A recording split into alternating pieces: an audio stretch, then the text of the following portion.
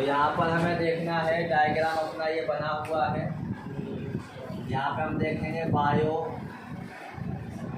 सेवार्ट का नियम।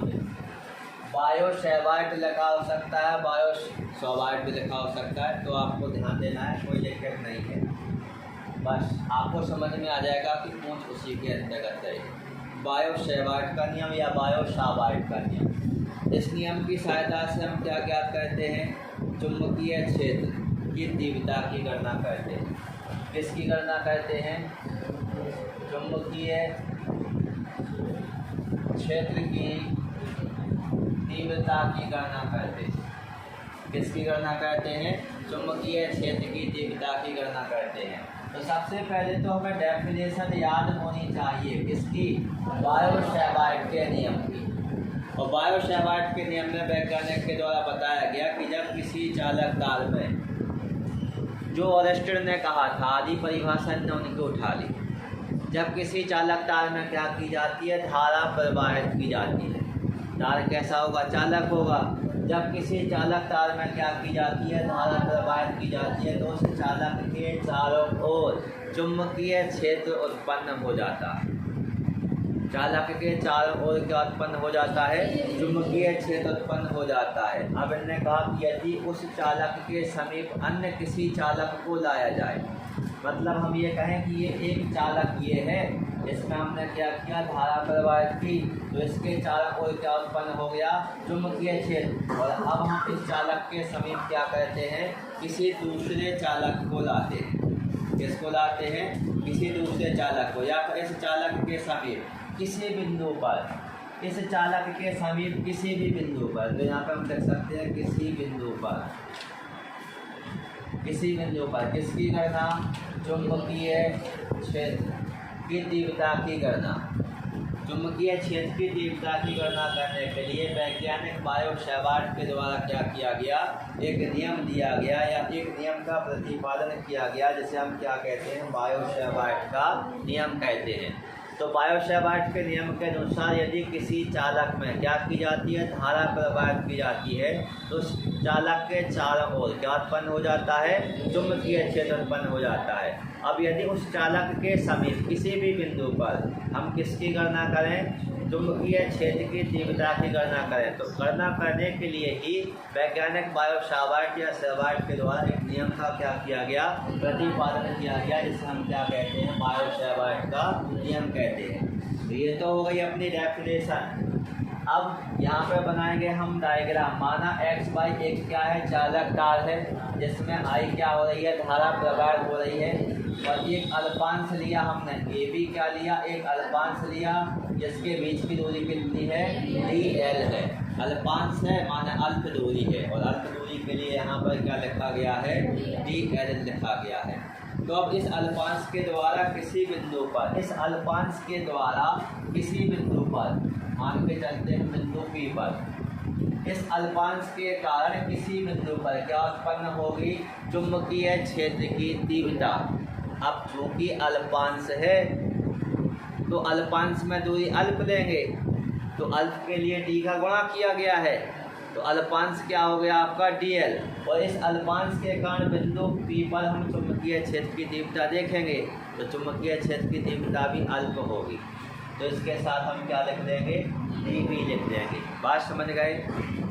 तो एक अल्पांश है AB, जिसका मान क्या है? DL। अल्पांश AB DL से, माने अल्पांश AB है जिसकी दूरी क्या है? DL, या इसको नाम क्या दे दिया गया? DL। इससे स्मॉल r दूरी पर एक बिंदु क्या है? P, जिस पर हम किसकी गणना कर रहे हैं? उत्पन्न चुंबकीय क्षेत्र की तीव्रता की गणना कर रहे हैं। तो उत्पन्न चुंबकीय क्षेत्र की तीव्रता यानी dB, यही तो उत्पन्न हो रहा है dB। उत्पन्न चुंबकीय क्षेत्र की जो तीव्रता होती है dB, वो इस चालक में बहने वाली धारा, धारा कितनी बह रही है? I। तो इस चालक में बहने वाली धारा I के कैसी होती है? समानुपाती होती है, अर्थात क्या लिखेंगे? dB समानुपाती I। इसके बाद लिखेंगे कि उत्पन्न चुंबकीय क्षेत्र की तीव्रता यानी क्या हो गया? dB हो गया। और जो चालक का जो अल्पांश है, अल्पांश की दूरी कितनी है? DL। अल्पांश की दूरी dl के भी कैसी होती है, समानुपाती या अनुक्रमानुपाती होती है। और चुंबकीय क्षेत्र की तीव्रता यानी dv, चुंबकीय क्षेत्र की तीव्रता यानी dv, यहाँ पर ये कोण बन रहा है तो इसके लिए हम किसका उपयोग करेंगे, साइन थीटा का उपयोग करेंगे। तो बनने वाले कोण साइन थीटा के भी कैसी होती है, समानुपाती होती है। कैसी होती है, समानुपाती होती है। देखो अल्पांश की लंबाई, अल्पांश की लंबाई और अल्पांश को मिलाने वाली बिंदु रेखा के बीच जो कोण बन रहा है इसको हमने क्या लिखा है, साइन थीटा। जो तीव्रता होगी वो साइन थीटा के भी कैसी होगी, समानुपाती होगी। इसके अलावा जो चुंबकीय क्षेत्र की तीव्रता है वो अल्पांश से लेके बिंदु के बीच की दूरी के वर्ग के कैसी होती है, व्युत्क्रमानुपाती होती है। कैसी होती है, व्युत्क्रमानुपाती होती है। ये सब आपको याद होना चाहिए। इनके बारे में आपको जैसे याद रहेगा तो आप ये सब लिख पाएंगे। इसके बाद हम क्या लिखेंगे, सभी को मिलाने पर, सभी को क्या कर देंगे, मिला देंगे। सभी को मिलाने पर इस साइड से तो dv कॉमन है, dv समानुपाती आई, यहाँ से आ जाएगा dl, यहाँ से आ जाएगा साइन थीटा और अपॉन में क्या हो जाएगा, दूरी का स्क्वायर हो जाएगा। बात समझ गए। अब क्या करना है, समानुपाती के चिन्ह को हटाना है। समानुपाती के चिन्ह को हटाएंगे तो क्या आएगा, dv बराबर k आई dl साइन थीटा अपॉन दूरी का स्क्वायर। बात समझ गए। अब यहाँ पर आपको k की वैल्यू याद करनी है। किस पद्धति में, SI पद्धति में। SI पद्धति में k बराबर क्या होता है, μ0/4 पाई। क्या होता है, μ0/4 पाई। तो k की जगह क्या लिख देंगे, μ0/4 पाई। तो क्या बनेगा, dv बराबर μ0/4 पाई इंटू क्या हो जाएगा, आई dl साइन थीटा अपॉन क्या हो जाएगा, दूरी का स्क्वायर। इसका स्क्वायर हो जाएगा, दूरी का स्क्वायर। बात समझ गए। मात्रक हो जाएगा न्यूटन प्रति एम्पियर गुणे मीटर, न्यूटन प्रति एम्पियर गुणे मीटर। ये क्या निकल आई, चुंबकीय क्षेत्र की तीव्रता। किसकी गणना हो गई, चुंबकीय क्षेत्र की तीव्रता। अब यदि इसी में हम देखें, यदि इसी को हम लिखें किस पद्धति में, CGS पद्धति में, CGS पद्धति में, तो k बराबर कितना होता है, 1। CGS पद्धति में इसकी वैल्यू कितनी हो जाएगी, k की वैल्यू 1। फिर यहाँ पर मान रख देंगे, dv बराबर क्या बनेगा, आई dl साइन थीटा अपॉन दूरी का स्क्वायर। तो ये क्या आ गया आपका CGS पद्धति में। तो इसका CGS पद्धति में मात्रा क्या हो जाएगा, गॉस या गाउस लिख सकते हैं या गॉस लिख सकते हैं, दोनों का मतलब एक ही होता है। साथ में थोड़ा सा और याद कर लें, μ0/4 पाई जो होता है इसकी वैल्यू होती है 10 की पावर -7। कितनी होती है, 10 की पावर -7। तो इस स्टेप में यदि हम रखना चाहें μ0/4 पाई का मान तो यहाँ पर रख देंगे, क्या बनेगा, dv बराबर इसकी जगह क्या लिखेंगे, 10 की पावर -7। बाकी का क्या हो जाएगा, आई dl साइन थीटा बटे दूरी का स्क्वायर। ये याद रहेगा। μ0/4 पाई की वैल्यू याद रहेगी। तो ये क्या है, बायो-सेवार्ट का नियम। अब हमें इसकी सहायता से देखना है 1 एम्पियर की परिभाषा। किसकी परिभाषा देखनी है, 1 एम्पियर की परिभाषा। तो हम लास्ट वाले फॉर्मूले का क्या करेंगे, उपयोग। डायग्राम की ज़रूरत नहीं है, ये अपना फार्मूला लिखा हुआ है। इसमें हम सबसे पहले इस फार्मूले को लिख लेते हैं, dv बराबर 10 की पावर -7 आई dl साइन थीटा अपॉन दूरी का स्क्वायर। यह हम निकाल चुके हैं।